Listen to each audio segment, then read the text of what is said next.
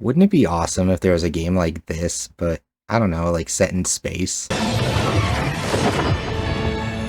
I recently spent roughly 30 hours in the closed playtest for Wildgate, and it's quickly become one of my most anticipated releases of the year, which is exactly why I want to talk about it in today's video.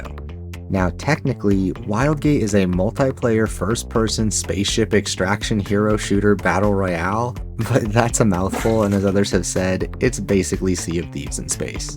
Hi, Bob. I see you running around in there. What are you doing? Where are you? I swear your body blasts like an asteroid and we go full Titanic. What are you doing? You fucking idiot. Oh my god. I'm scouting. It's gonna be Piracy's fault. And while I think that's fairly accurate, I also think there's a lot of important differences that make Wildgate worth checking out even if you're not a fan of Sea of Thieves. For now though, I want to go over the basics of how Wildgate works and why I'm so excited to play more of it. So for starters, Wildgate is a match-based FPS game wherein you and 3 other players operate a spaceship against 4 other teams. The goal is to either destroy the enemy ships or track down the artifact and escape through the Wildgate. Throughout the map, there are various points of interest with simple PvE activities and enemy NPCs, which, when completed, reward various ship upgrades and tools for dealing with enemy teams, but may also contain the artifact. So the way the game works is that you spawn in and fly your ship to different points of interest to complete objectives for getting loot. Along the way, you can gather fuel and ice and use probes to scout for other teams and or search for the artifact. I'm navigating! I'm scouting. I'm watching for enemies. You have a probe! I am probing right now. I can see. I'll probe you if Like, you don't see get that? off my damn There's windshield. something down. Once you've got some upgrades and gathered some resources, you can continue hunting for the artifact, enemy teams, or both. Now to keep things fresh, the number, type, and orientation of the various points of interest changes with every match, as does the loot found within them. On top of that, there are different map modifiers in every match, different types of ships with various strengths and weaknesses, and a roster of different playable characters, each with different passive abilities. The point is, there's a ridiculous amount of variety here, and no 2 matches play out quite the same, especially when you factor in the unpredictability of enemy teams. But I think the most important thing to explain is how combat works, because a lot of the game comes back around to that. Now for starters, you get to choose 2 weapons and 2 gadgets for your loadout, and everyone has access to a grappling magnet that's good for getting around in space. As for FPS gameplay, it's fairly straightforward, but generally speaking, it's fast-paced and it feels good to blast enemy players and NPCs. Now in the event you're the one who gets blasted, you can either be revived by a teammate, or you'll just respawn on your ship after a few seconds. Which brings us to the real meat of the gameplay and where the Sea of Thieves comparisons come from: ship combat. Because both you and the other players will respawn indefinitely while your ships are still alive, the real goal of PvP combat is to destroy the enemy ships. You can do this in 2 ways, by blasting and melting them with your own ship's weapons, and by boarding the enemy ship to plant bombs, overload their reactor, and make them crash into things.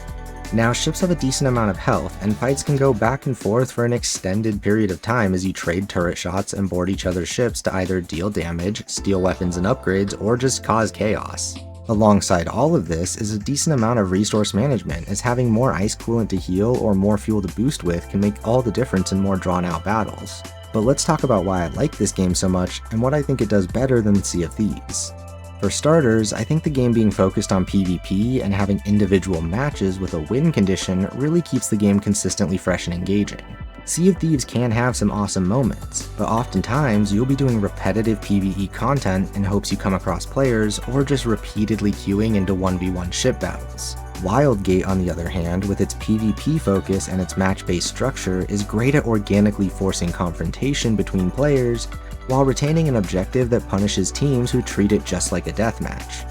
For example, my friends and I preferred to hunt down the artifact ASAP and use our faster ship to outrun enemies rather than outgun them, which was consistently effective at beating the more bloodthirsty teams. And it still led to lots of awesome moments. Sometimes we wouldn't be the ones to find the artifact first, and so then the objective became stealing it or defeating the team that had it. Lemon's got it. Alright, everybody back in. Get us out of here, Bun. I'm repairing. I'm doing repairs. There's a hostile ship. Yep. Or other times, escaping with the artifact would be a nail-biting race to buy time against multiple ships while the gate finished opening. Let's go! The only times it wasn't exciting was when the enemy ships decided to fight each other all game long and we got to grab the artifact and go without any resistance. But even then, it was nice getting a couple free wins when most of them felt so hard fought. And we made it.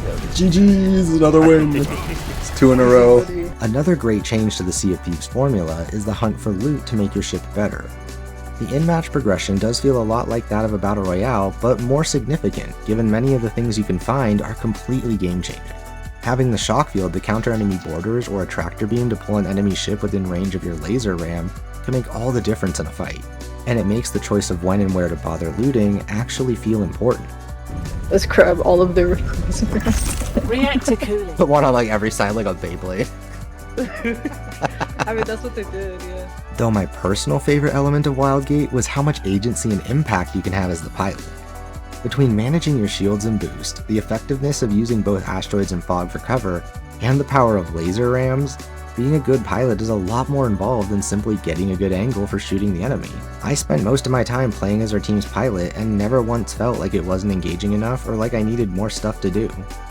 I feel like a shark. Like prowling up on him like, good night. Goodbye. Get us out of here, back us up. Get us out. Now, given I really loved playing Wildgate, I don't want what follows to come across as negative. But since what I played was a playtest and the developers are looking for feedback, I want to talk about my issues with the game and some suggestions my friends and I have discussed. For starters, one thing I personally think is that there should be more than a single storm on the map, and that they should be consistent rather than a unique match modifier.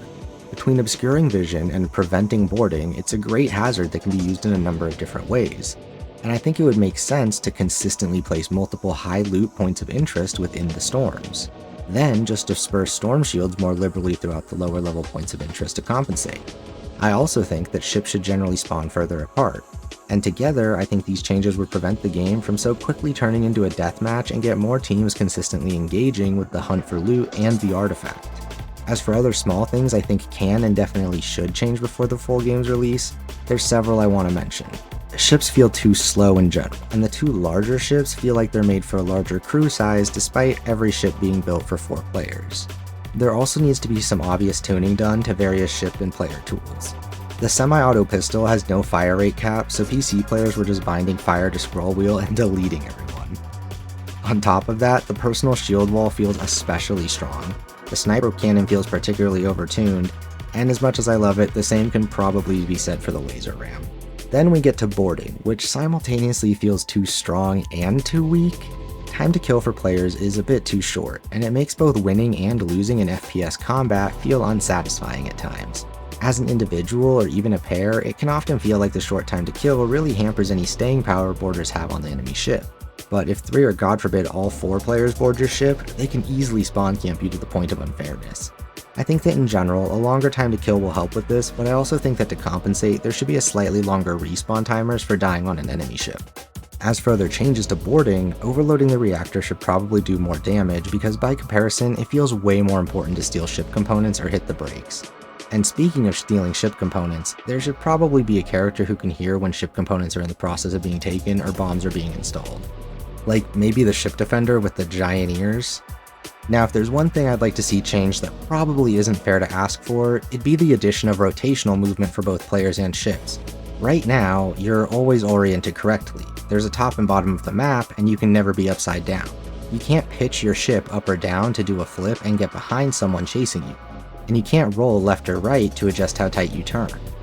This in some ways kinda defeats the point of being in space and makes the game feel more like battling submarines in low gravity than battling spaceships in, well, outer space.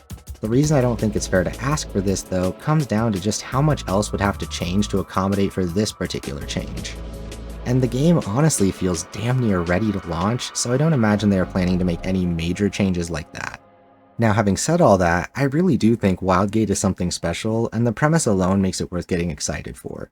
The core gameplay loop is a ton of fun, and the PvP mechanics and variety of tools at your disposal make ship combat chaotic and intense. and the room for skill expression across multiple roles is incredibly satisfying. I absolutely loved my time with the playtest, and though I'm probably the exact target audience for this game, I really do believe with a bit more tuning, it has the potential to be a massive hit upon release. And that's pretty much all I've got to say about my time with the Wildgate playtest. So thanks for watching, and if you enjoyed this video, don't forget to like, subscribe, and ding the little bell if you want to be notified when my next video goes live. That's all for now, folks. Thanks again, and see you next time.